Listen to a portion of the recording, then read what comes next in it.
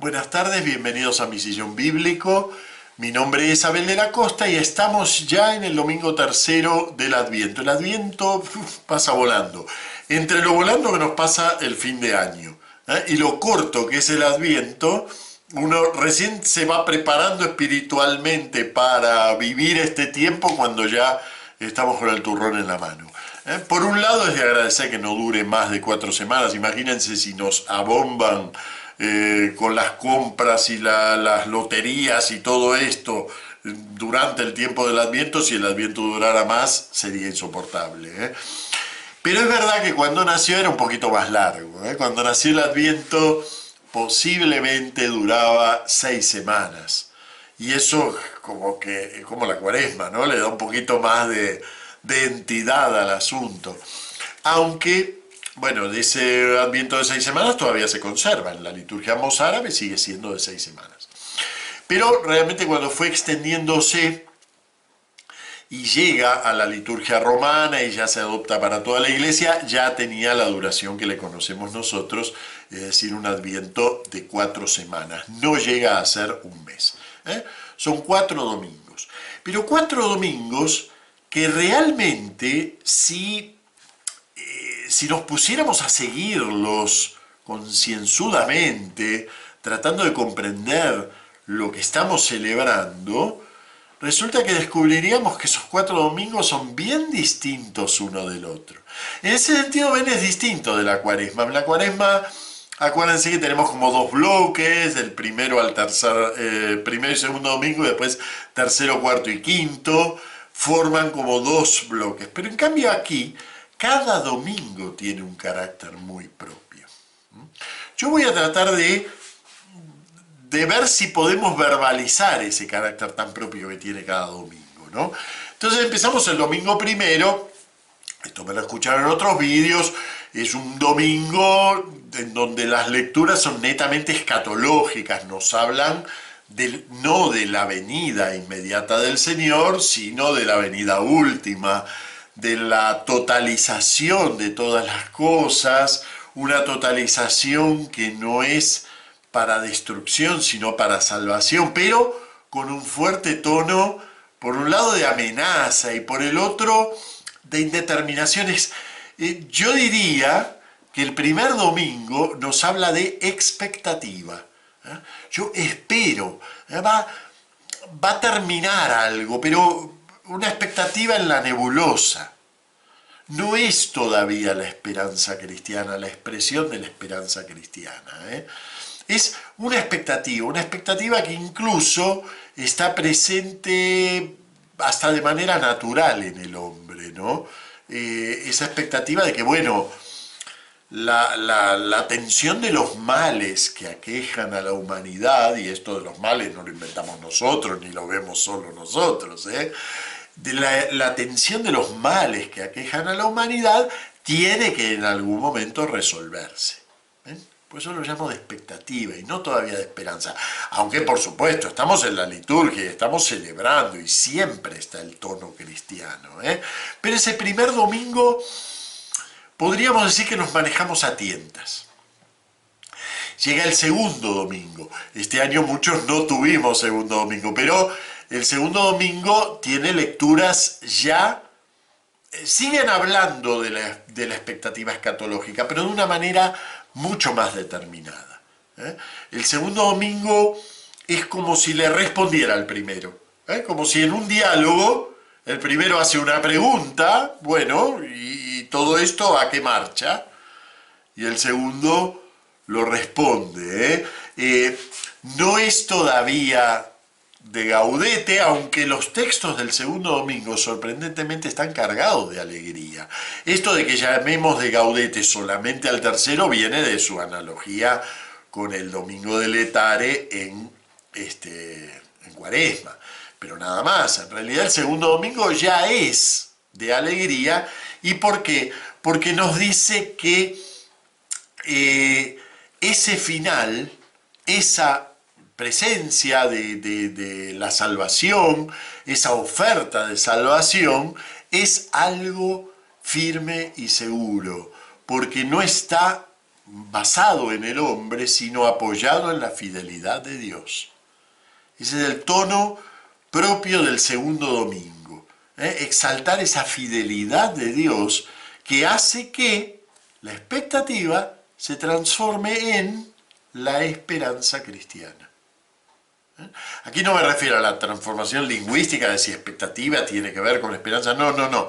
Me refiero a la expectativa que incluso podemos abrigar los hombres en general, se transforma en el segundo domingo netamente en la esperanza teologal.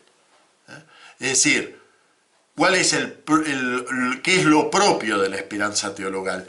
Que no se apoya en las posibilidades de lo humano, de lo terreno, de lo creado, sino que se apoya en la fidelidad de Dios a sus promesas. Por eso es cierta. La esperanza cristiana es cierta. Es decir, es segura. No te preocupes que va a ocurrir. ¿Y cómo lo sabes? Porque está apoyado en la fidelidad de Dios. Porque no está apoyado en si el hombre es bueno, es malo, hace esto o hace aquello, sino en que Dios prometió salvación. Y su palabra es segura. Entonces, la expectativa del primero adquiere una solidez mucho mayor. Y entonces sobreviene el tercer domingo, domingo de Gaudete.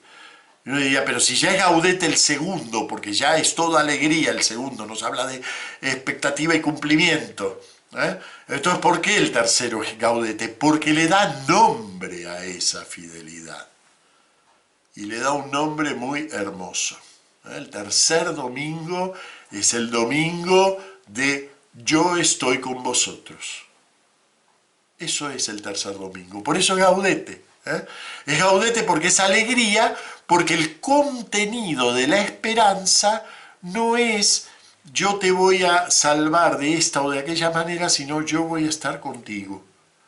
Y si ustedes recorren las lecturas de los 3 ciclos, en el tercero, y es un ejercicio muy lindo de hacer, comparar, ¿no?, los juegos de lectura de cada ciclo, van a ver que el tercer domingo en todos aparece en algún momento la expresión Dios con nosotros. Vamos a ver. Por ejemplo, ciclo A, tercer domingo.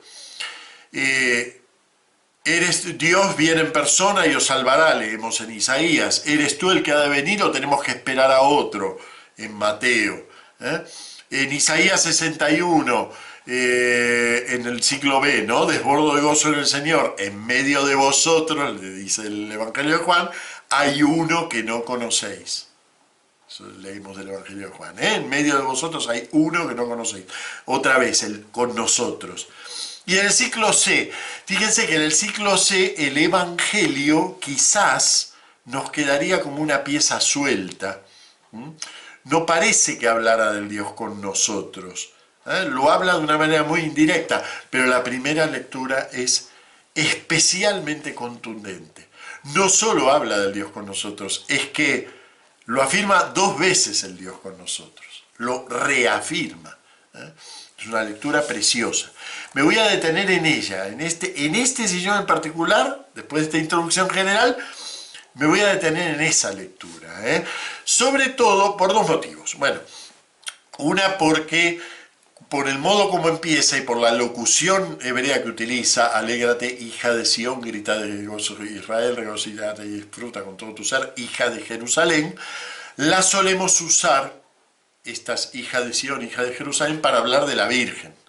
Y entonces muchas veces tomamos, y de hecho se utiliza en fiestas marianas, tomamos este texto como un texto referido a la Virgen, porque ella es la hija de Sión o la hija de Jerusalén.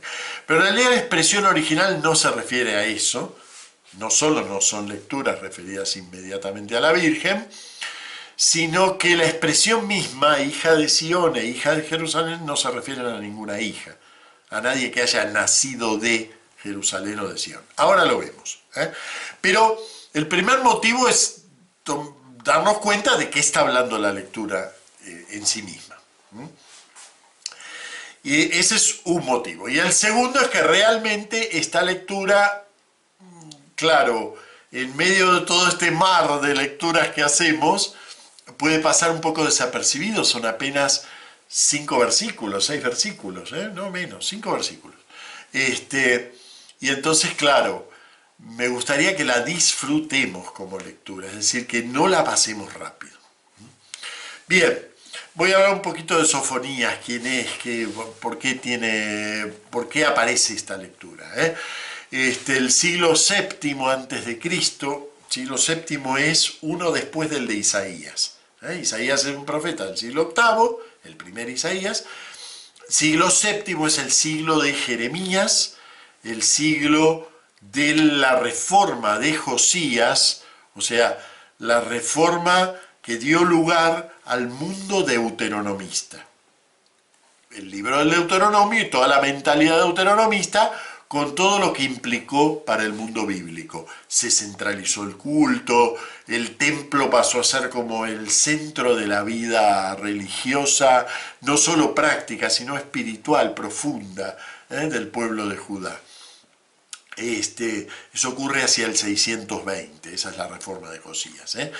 Y es también el siglo en el que, sobre el final, invade Babilonia.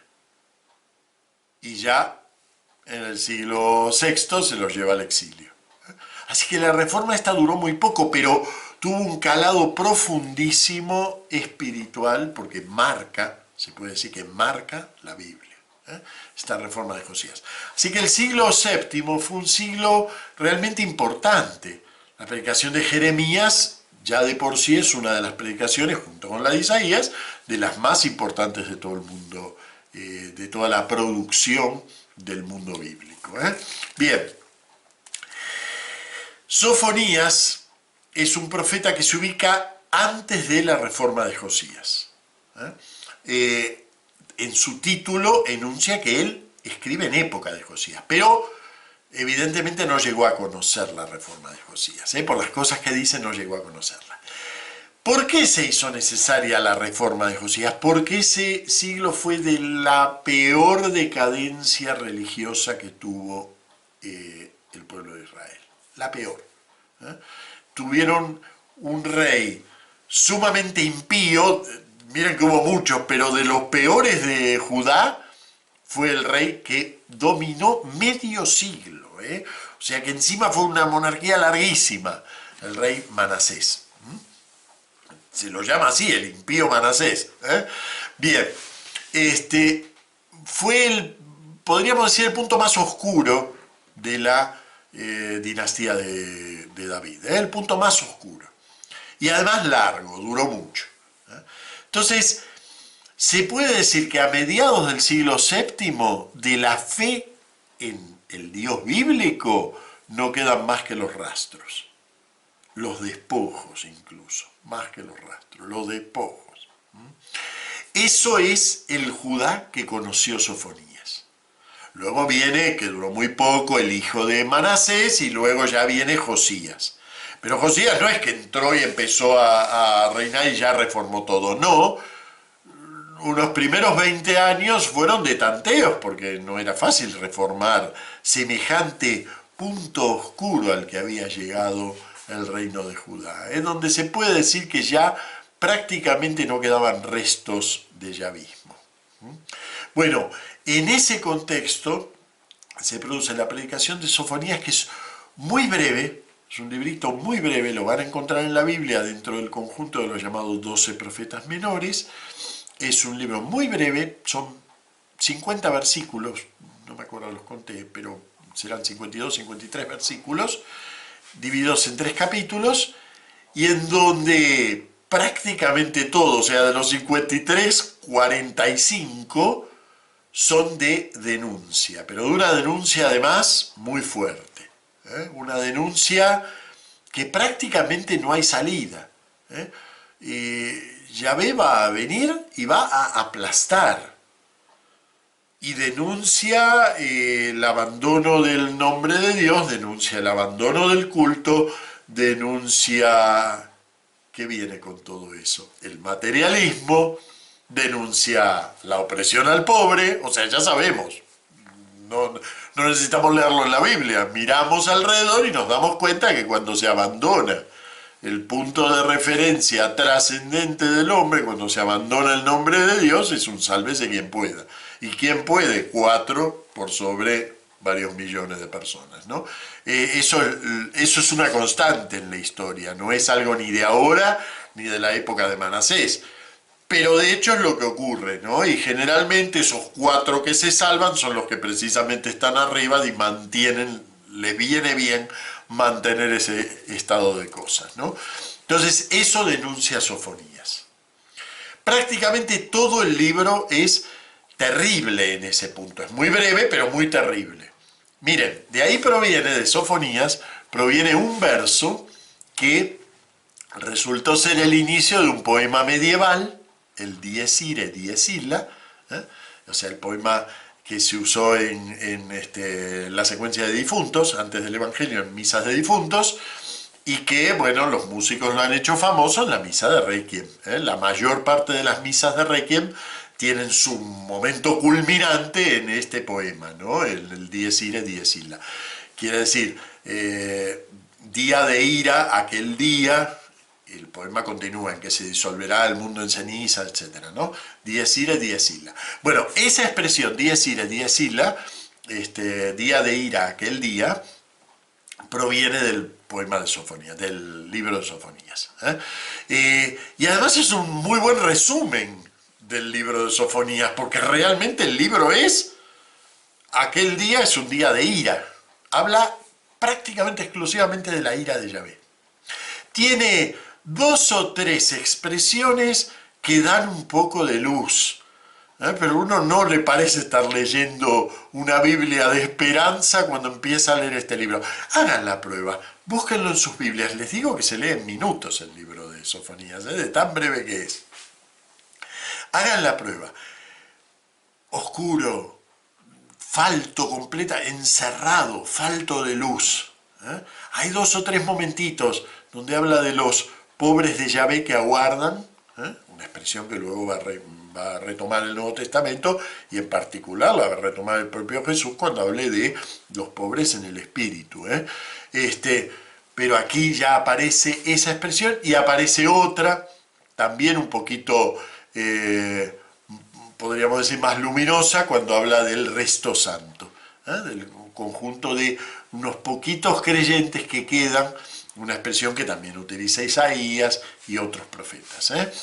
Pero son 3 momentos en todo el libro. Es un libro, como les digo, como si tuviera un paraguas negro arriba y muy amplio, y uno mira y ve negro.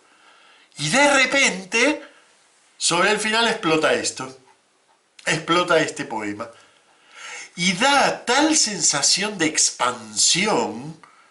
Por eso es tan lindo venir leyendo, porque uno aquí dice, bueno, este es un tipo muy optimista. No, es lo contrario de un tipo muy optimista, es un tipo que no ve nada claro, y de repente se hace la luz.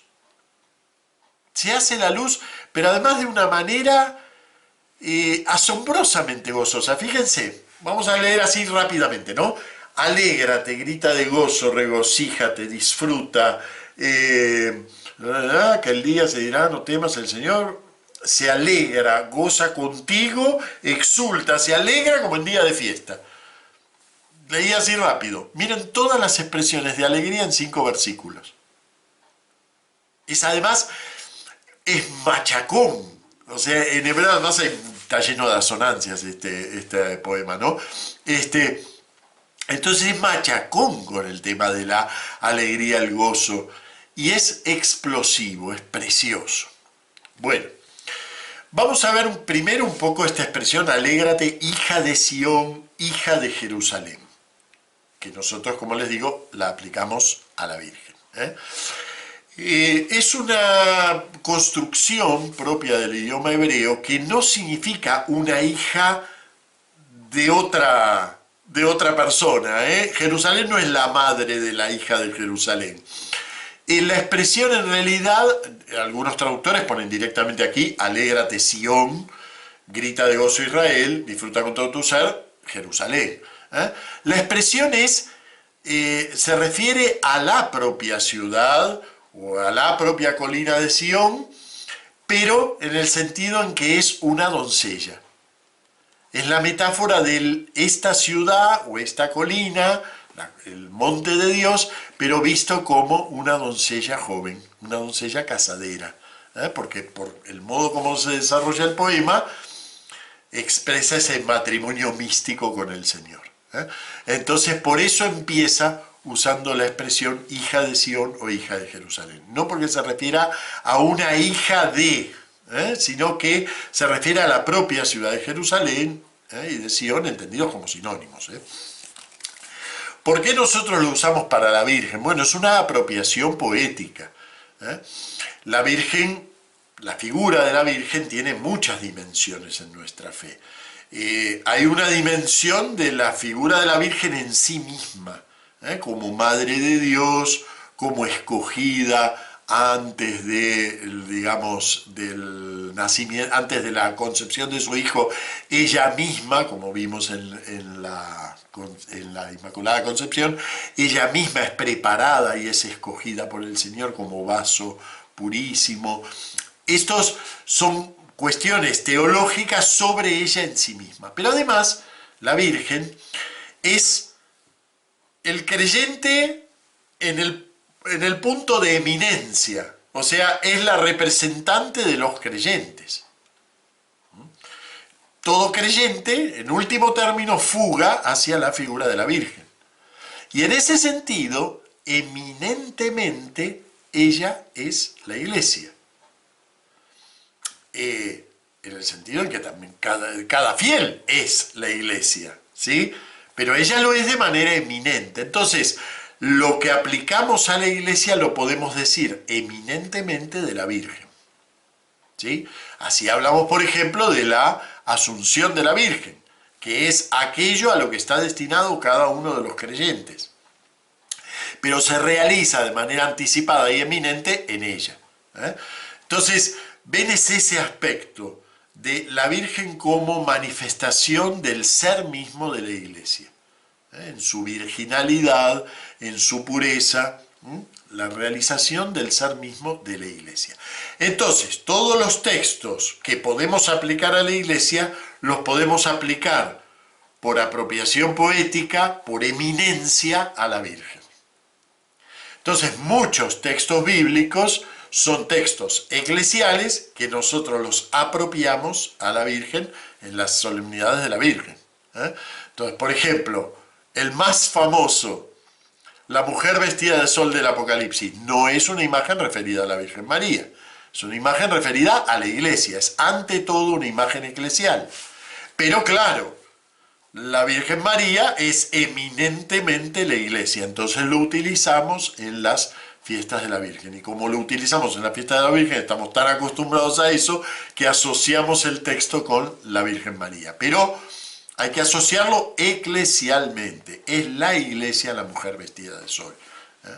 No es específicamente la Virgen como Madre de Dios, es la Virgen como miembro eminente de la Iglesia. Bueno, por eso mismo utilizamos estos textos que hablan, además la metáfora fuera del idioma hebreo queda muy bonita, hija de Sión, hija de Jerusalén, y la Virgen es hija de Sión y es hija de Jerusalén.